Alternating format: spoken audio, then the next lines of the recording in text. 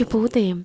ప్రేమయే జీవనాధారం. కానీ ప్రేమ శరీరానికి సంబంధించినది కాదు. ప్రేమ ఆత్మ యొక్క వాస్తవిక గుణం. పిల్లల ఆలనా పాలన బాగోగులకు ప్రాధాన్యత ఇచ్చే తల్లి ప్రేమ అమూల్యమైనది. వయసు మళ్ళాక చూస్తారో చూడరో అని ఆలోచించకుండా కష్టపడి పోషించే తండ్రి ప్రేమ మధురమైనది. సన్మార్గానికి బాటలు వేసి తనకన్నా ఉన్నత స్థాయికి ఎదిగేలా ఆశీర్వదించే గురువు ప్రేమ అనిర్వచనీయమైనది. కుల మత భేదం లేకుండా కష్టాలను సమస్యలను మనస్ఫూర్తిగా పంచుకునే స్నేహితుల ప్రేమ అదృష్టమైనది. కలకాలం కలిసి నడవాల్సిన వైవాహిక జీవితంలో ఎదురయ్యే ఆటంకాలను కలిసిమెలిసి దాటుకు వెళ్లే దంపతుల ప్రేమ గృహస్థానికి ఆదర్శప్రాయమైనది. ఏ పేరుతో పిలిచినా ఎన్ని నిందించినా అన్నింటినీ విస్మరించి మానవులను దేవతలుగా చేయటానికి తన ఆకాశ సింహాసనాన్ని వదిలి వచ్చిన ఆ పరమేశ్వరుని ప్రేమ అమోఘమైనది. అటువంటి భగవంతుణ్ణి మనం మన శ్వాసలో స్మరిస్తూ ఆ ప్రేమను అందరికీ పంచిపెడతాం. ఓం శాంతి.